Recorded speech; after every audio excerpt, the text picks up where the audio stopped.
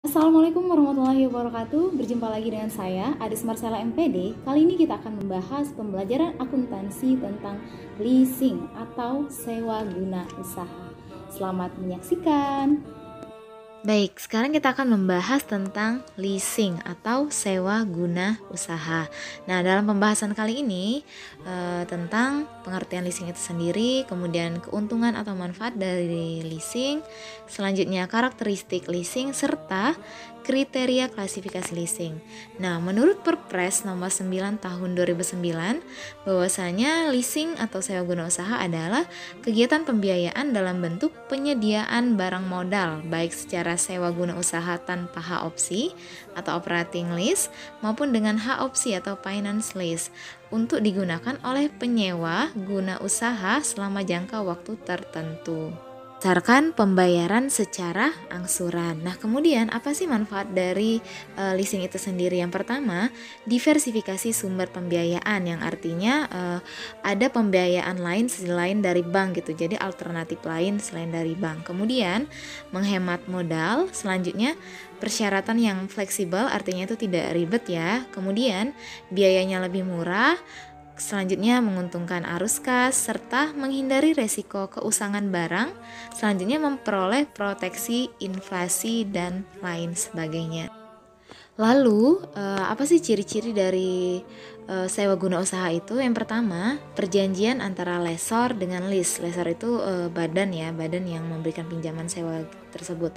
Selanjutnya, berdasarkan perjanjian sewa guna usaha, lessor mengalihkan hak penggunaan barang kepada lease. Selanjutnya, lease membayar kepada lessor uang sewa atas penggunaan barang atau aset. Selanjutnya, lease mengembalikan barang tersebut kepada lessor pada akhir periode yang ditetapkan terlebih dahulu dan jangka waktunya kurang dari umur ekonomis barang tersebut. Artinya kurang dari masa habis pakainya barang tersebut ya. Selanjutnya, siapa saja yang terlibat dalam sewa guna usaha tersebut? Yang pertama adalah lessor, yaitu perusahaan leasing atau pihak yang memberikan jasa pembiayaan kepada pihak lease dalam bentuk barang modal. Kemudian selanjutnya ada yang namanya supplier, yaitu perusahaan atau pihak yang mengadakan atau menyediakan barang untuk disewakan kepada lease dengan pembiayaan tunai dari lessor. Selanjutnya, lease itu sendiri adalah perusahaan atau pihak yang memperoleh pembiayaan dalam bentuk barang modal dari lessor.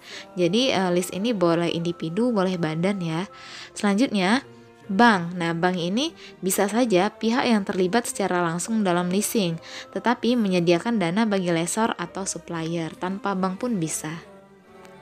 Lalu kemudian bagaimana sih mekanisme transaksi dari leasing itu sendiri gitu ya.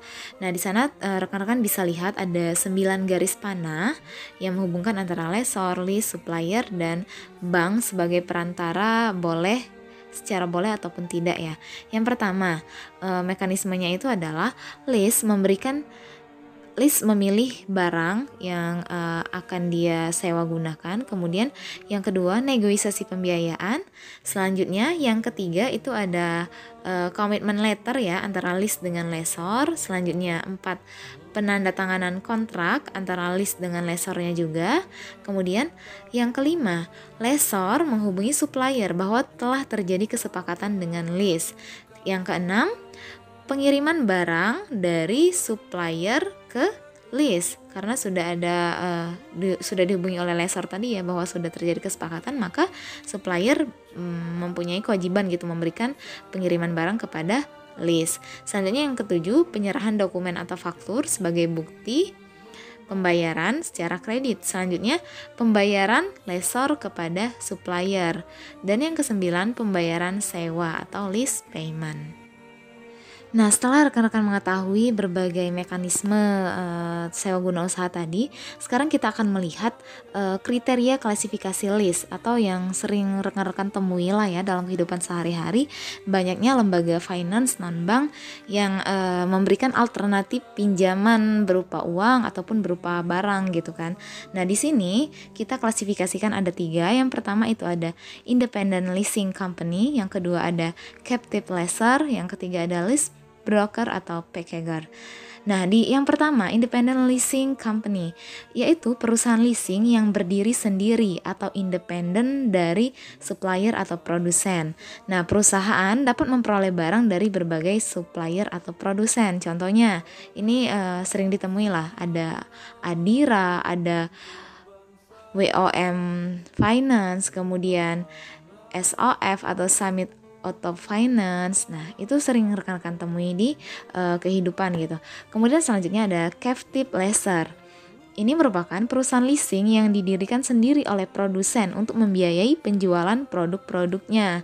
Contohnya itu ada ACC atau Astra Credit Company, kemudian ada Astra, ada BEF atau Busan Auto Finance, kemudian ada Yamaha, Indomobil Finance, Suzuki, dan perusahaan lainnya ya, yang dia tuh memberikan kredit barang kepada lease. Selanjutnya yang ketiga, lease broker atau purchaser, yaitu perusahaan leasing yang mempertemukan calon lease yang membutuhkan barang dengan cara leasing dengan pihak lessor. Contohnya ada Ray White, Columbia, Columbus, dan lain sebagainya. Jadi dia nih benar-benar pure perusahaan leasing, perantara gitu ya antara si leasing dengan lessor.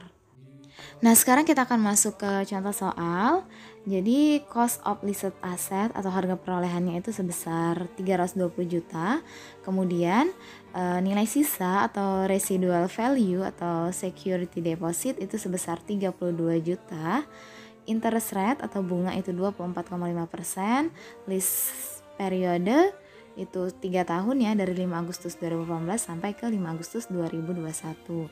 Term pembayaran lease, pembayaran di belakang setiap 36 kali. Jadi selama 3 tahun itu dikali 12, 36 kali pembayaran setiap bulannya. Nah, lalu bagaimana gitu cara kita mendapatkan hasil pembayaran tiap bulannya dan berapa bunga yang akan dibayarkan. Sekarang kita akan menghitung rental payment per bulan dengan rumus PMT sama dengan C dikali I dalam kurung 1 ditambah I pangkat N per 1 tambah I pangkat N min 1. PMT itu adalah pembayaran sewa, C adalah cost of leased asset atau harga perolehannya, kemudian I itu periodic interest rate atau bunga, dan N number of periodic atau jangka waktu sewa. Nah, berdasarkan rumus tersebut, maka dapat diketahui hasilnya adalah 320 juta dikurang 32 juta dikali 1 per 12 dikali 24,5 per 100 dikali 1 plus 24,5 per 12 dikali 100 pangkat 36 tahun. Kemudian per 1 ditambah 24,5 per 12 kali 100 pangkat 36 min 1. Nah, dari sana didapat hasil 288 juta dikali 0,020417 dikali 2,0701 per 2,0701 min 1. Kemudian didapat hasil sekian, baru hasil akhirnya adalah 11.374.999 rupiah. Nah, sejumlah inilah yang akan kita bayarkan setiap bulannya. Lalu dari mana kita akan mendapatkan berapa sih bunga dari pembayaran tersebut gitu kan? Nah, selanjutnya sekarang kita akan menghitung interest atau bunga yang akan dibayarkan oleh lease selama periode bersangkutan. Untuk interest pada bulan pertama bisa kita dapatkan dari 24,5% dikali 1 per 12 dikali 288 juta rupiah sama dengan 5.880.000 rupiah. 288 itu adalah harga perolehan setelah dikurangi nilai residual ya.